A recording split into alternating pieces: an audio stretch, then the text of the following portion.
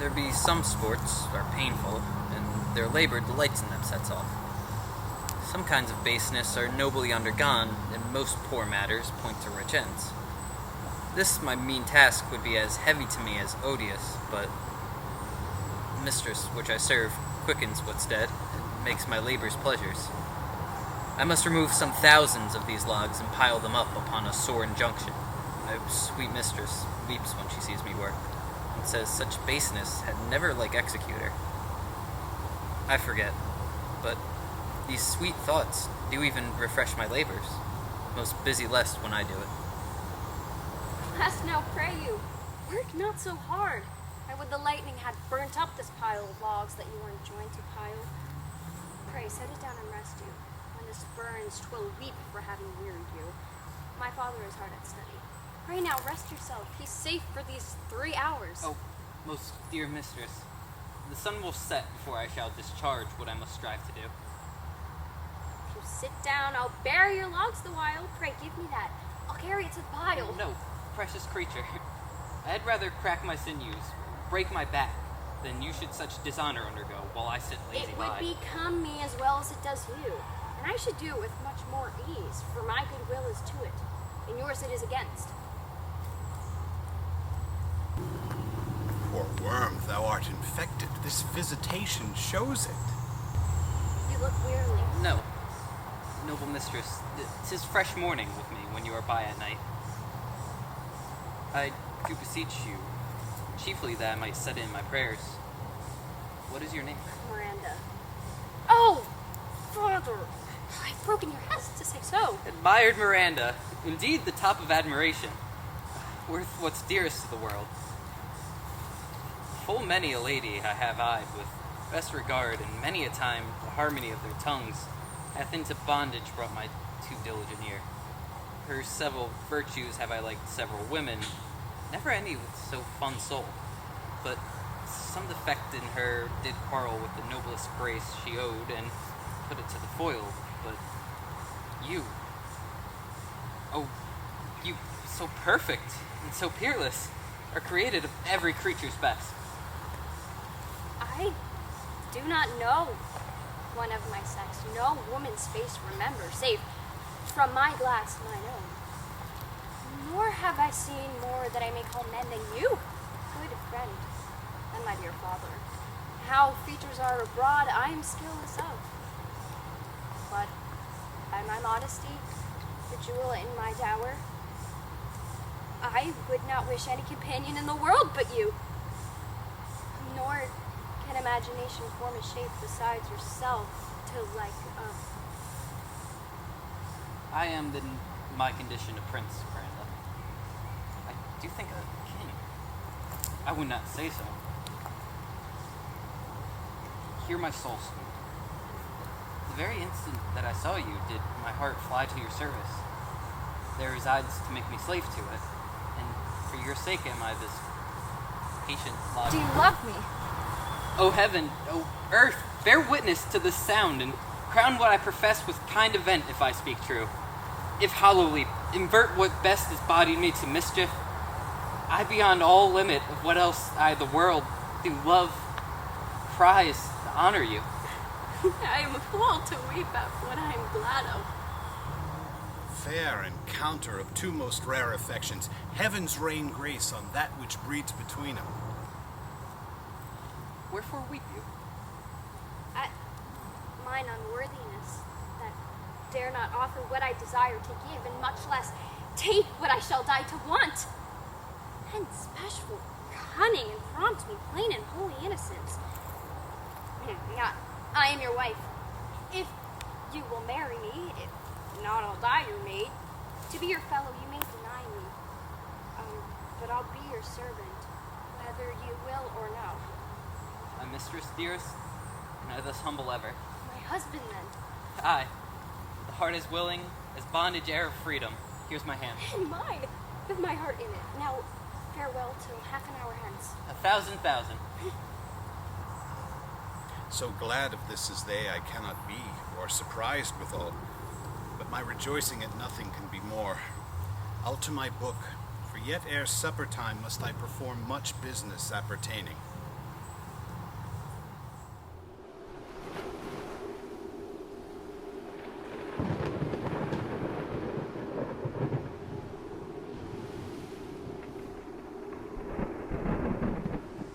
When the bud is out, we'll drink water and not a drop before. Therefore, bear up in boredom. Servant monster, drink to me. Servant monster, the folly of this island. They say there's but 5 of us upon the isle. We are 3 of them. If the other 2 be brave like us, state totters. Drink, servant monster, when I bid thee. Thy eyes are almost set in thy head. Where should they be set else? He were a brave monster indeed if they be set in his tail. My man monster hath drowned his tongue in sack. For my part, the sea cannot drown me. I swam here. I could recover the shore 35 leagues off. Mooncalf! Speak for once in thy life if thou beest a good mooncalf. How does thy honor? Let me lick thy shoe. I'll not serve him. He's not valiant. Thou liest, most ignorant monster. What, thou debauched fish, thou? Was there ever a man, a coward, that hath drunk so much sack as I today? Wilt thou tell a monstrous lie, being but half a fish and half a monster? Lo! How he mocks me. Wilt thou let him, my lord? Lord, quoth he, that a monster should be such a natural. Lo again! Biting the death, I prithee. Drink a good tongue in your head. You prove a mutineer. The next trait. Poor monster is my subject, and he shall not suffer indignity. I thank my noble lord. Wilt thou please hearken again to the suit I made? Marry, I will kneel and repeat it. I will stand, and so shall Trinculo. As I told thee before, I am subject to a tyrant, a sorcerer that, by his cunning, hath cheated me of the island. Thou liest! Thou liest? Thou jesting monkey? I would my valiant master destroy thee. I do not lie. Trinculo, if you trouble him any more in his tail, by this hand I will supplant some of your teeth. What? I said nothing. Mum then, no more. Proceed. I say, by sorcery, he got the isle.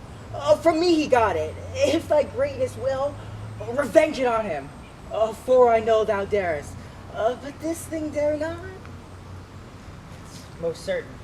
Thou shalt be lord of it, and I'll serve thee. How now shall this be compassed? Canst thou bring me to the party? Yeah, my lord. I'll yield him thee asleep, where thou may knockst a nail into his head. Thou liest! Thou canst not! What opinion is this? Thou scurvy patch? I do beseech thy greatness. Give him blows. Take his bottle from him. When that's gone, he shall drink not but brine. For I will not show him where the quick freshes are. Trinculo, run into no further danger. Interrupt the monster one word further, and by this hand, I'll turn my mercy out of doors and make a stockfish of thee. What? What did I did nothing. I'll go further up. Thou not say he lied. Thou liest!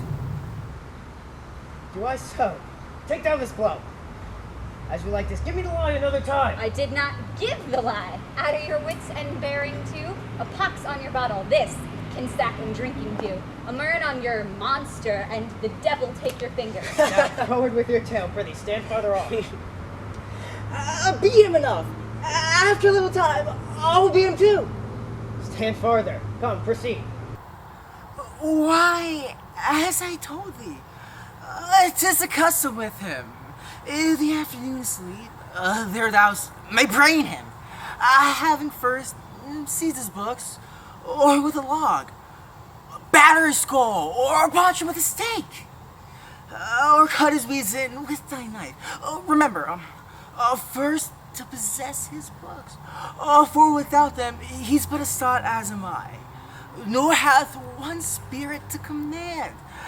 They all do hate him as readily as I. Burn his books. He has brave utensils, for so he calls them, which when he has a house, he'll deck withal. And that most deeply to consider is the beauty of his daughter. He himself calls her non-parial. I've never saw a woman but only Seercrax, my damn she, but she far surpasseth Seercrax, as greateth does least. Is it so, a brave lass? Aye, lord, she'll become thy bed, I warrant, and bring thee forth, brave brood. Monster, I will kill this man. His daughter and I will be king and queen, save our graces, and Trinculo and thyself shall be viceroys. Doth thou like the plot, Trinculo? Excellent. Give me thy hand. Sorry, I tricked thee, but while thou livest, keep a good tongue in thy head. Within this half hour he will be asleep. Wilt thou destroy him then? Aye, on mine honor. This I will tell my master. What is this, same? Be afraid not. The isle is full of noises, sounds and sweet airs that give delight and hurt not. Sometimes 1,000 twinkling instruments will hung about mine ears, and sometimes voices that if I had then waked after a long sleep, will make me sleep again. And then in dreaming, the clouds methought would open up and show riches, ready to drop upon me, that when I waked, I cried to dream again. To prove a brave kingdom to me where I shall have my music for nothing. When Prospero is destroyed. That shall be by and by. I remember the story. The sound is going away.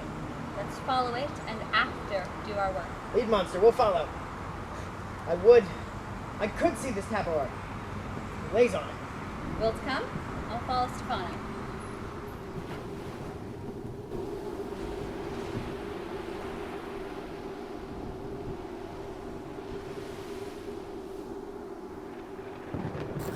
I am naked, sir. I could go no farther. My old bones ache. By your patience, I needs must rest me. I cannot blame thee, who am myself attached with weariness to the dulling of my spirits. Sit down and rest.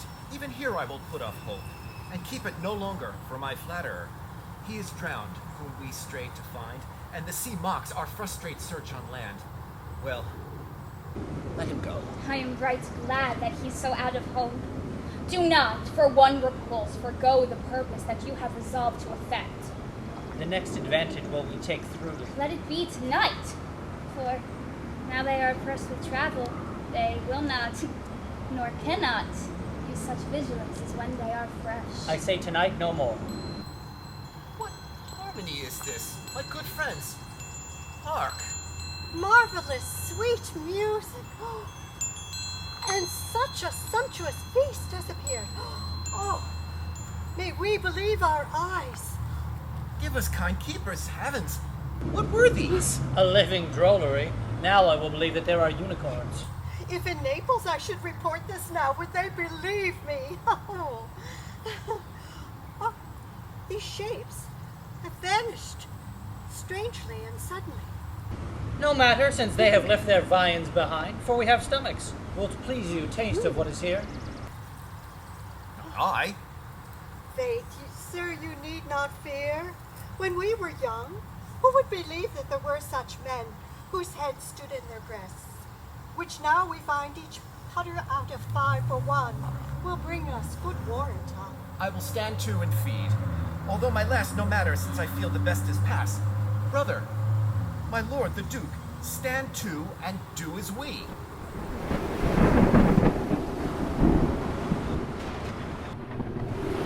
You are 3 men of sin, whom destiny, that hath to instrument this lower world and what is in it, the never surfeited sea had caused to belch up you. And on this island, where man doth not inhabit, you mongst men being most unfit to live. I have made you mad, and with such like valor men hang and drown their proper selves. You fools. I and my fellows are ministers of fate. The elements of whom your swords are tempered may as well wound the loud winds as diminish one dowel that's in my plume. But remember, for that's my business to you, that you 3 from Milan did supplant good Prospero, exposed unto the sea, which hath recorded him and his innocent child, for which foul deed the powers, delaying, not forgetting, have incensed the seas and shores, yea, all the creatures against your peace. Be of thy son, Alonso, they have bereft, and do pronounce by me, lingering perdition, worse than any death can be all at once, shall step by step attend you and your ways, whose wraths to guard you from, which, here on this desolate isle, else falls upon your heads, is nothing but heart sorrow, and a clear light ensue. Bravely the figure of this harpy hast thou performed, my Ariel, a grace it had devouring. Of my instruction hast thou nothing bated in what thou hadst to say. So with good life and observation strange, my meaner ministers their several kinds have done. My high charms work, and these mine enemies are all knit up in their distractions. They are now in my power. And in these fits I leave them, while I visit young Ferdinand, whom they suppose is drowned, and his and mine loved darling. In the name of something holy, sir, why stand you in this strange stare? Oh, it is monstrous, monstrous. Methought the billows spoke and told me of it. The winds did sing to me, and the thunder, that deep and dreadful organ pipe, pronounced the name of Prosper. It did bask my trespass. Therefore, my son in the ooze is bedded, and I'll seek him deeper than air plummet sounded, and with him there lie mudded. But one fiend at a time. I'll fight their legions o'er. I'll be thy second. All three of them are desperate. Their great guilt, like poison given to work a great time after, now begins to bite their spirits. I do beseech you, that are of simpler joints, follow them swiftly, and hinder them from what this ecstasy may now provoke them to. Follow, I pray you.